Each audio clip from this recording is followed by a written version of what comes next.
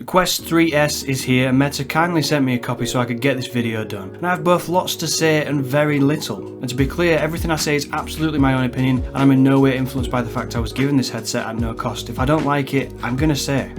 So what is the Quest 3S? Well, last year we saw the release of the Quest 3 No-S, which provided the next generation processor for a 2.6 times GPU improvement over the Quest 2 and colour pass-through for new mixed reality experiences. It also had incredible new pancake lenses with near edge-to-edge clarity. The only problem was the price tag at $499 for the 128GB version or $649 for the 512GB option.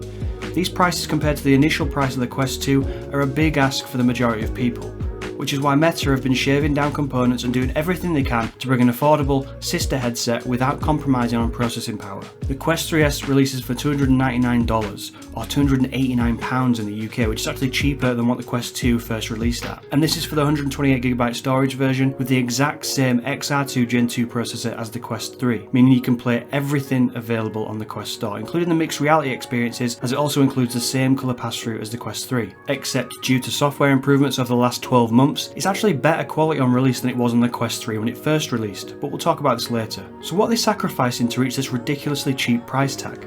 Well, it isn't the controllers. It comes with the exact same Touch Plus controllers as the Quest 3, and these aren't a variation of them for the Quest 3S, they're literally the exact same controllers. Ringless, comfortable, great battery life, improved tracking and significantly improved haptics. It also isn't skimping on audio. These are the exact same audio arms as the Quest 3. This means 40% louder audio and improved bass versus the Quest 2. Plus, because it's the same arms, all the Quest 3 head straps, including third-party versions, will be compatible with the Quest 3S. Quest 3S does get rid of the headphone jack, however, so no wired headphones without adapters, and while Bluetooth connection is available, it does have latency, which doesn't make it a viable alternative, so this is a bit of a miss. The facial interface, on the other hand, is different, so you can't use any Quest 3 compatible facial interfaces on the Quest 3S, and comfort-wise, it's very similar to the Quest 3 included facial interface. Some people might be fine with it, but I have quite a pronounced brow, so using it with the included strap is genuinely painful.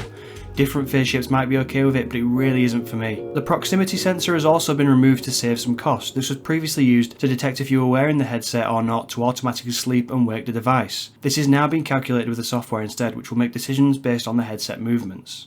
Battery life will also see a small difference. It actually has a smaller battery than the Quest 3, but a bigger one than the Quest 2. However, it does have a longer average battery life than the Quest 3 due to the displays, which we'll talk about more in a moment, but basically the pancake lenses of the Quest 3 need way brighter displays, as the lenses cut about 4/5 of the light. This makes it more power hungry than the Quest 3, which doesn't require the displays to run as bright, meaning a smaller battery is more than adequate, giving an average runtime of 2.5 hours, and of course, less when using pass-through and mixed reality experiences. But as usual, like with any Meta headset, I would always recommend a battery head strap for comfort improvements and additional battery life. It's almost a must at this point. As mentioned, this is the exact same processor as the Quest 3, meaning it can run everything the Quest 3 can, and all the older games still get a nice resolution boost too.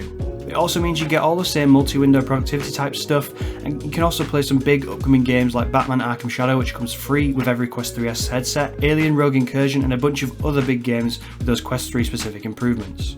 Now, the biggest sacrifice to the Quest 3S to reach this price point are the displays. These are the same Fresnel lenses and displays as in the Quest 2, so Meta will have refined those supply chains to pull in those components at super low prices. And this is the main negative point on the headset, and for me it's a big one. But there's a lot to unpack here. So the displays are running at 1832 by 1920 per eye, the equivalent to 20 pixels per degree, whereas the Quest 3 is running at 25 pixels per degree. Now I see a lot of people saying it's the same resolution as the Quest 2, which is correct from a hardware standpoint, but the new chip is rendering everything at a higher resolution, so you'll effectively perceive everything as sharper, and it does look much sharper as a result. You still get that same 96 degree Quest 2 field of view versus the Quest 3 at 110 degrees. But if you haven't used the Quest 3, it's adequate, and this is a big thing in context. If you're new to VR, this is an acceptable display to experience everything you need to and have an amazing time, particularly in gaming.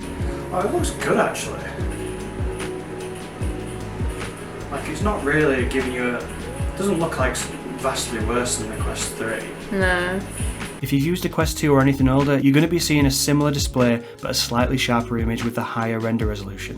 It's also important to note it still has a 3-step IPD adjustment like the Quest 2. This is the range to match the spacing of your eyes to provide more comfort and less eye strain. The closer you can match your eyes, the better, which is why the Quest 3's continuous IPD adjustment is the best, because you can match your exact IPD. The 3-step version means you might be a few millimeters off, which over time it can cause more eye fatigue, so be aware of that.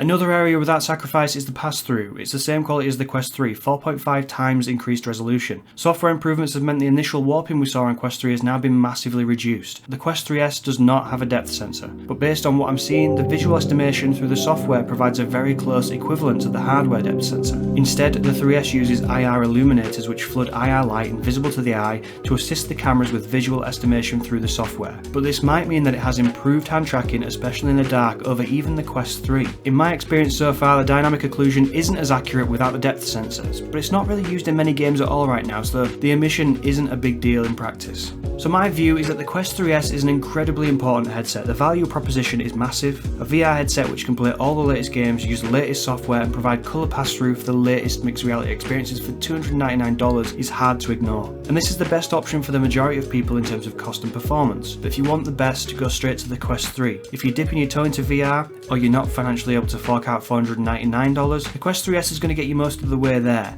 Nothing will be locked off, it's just the difference between a 720p monitor and a 1080p monitor. They both show the same thing, but one is sharper and clearer than the other. And by the way, if this video has helped you decide which headset to get, don't forget to use my affiliate link for either of them, which will give you $30 in Quest cash at no additional cost, and I'd really appreciate you helping out the channel too. Don't forget to like and subscribe for more VR content. I'm DSax, and I'll see you on the other side.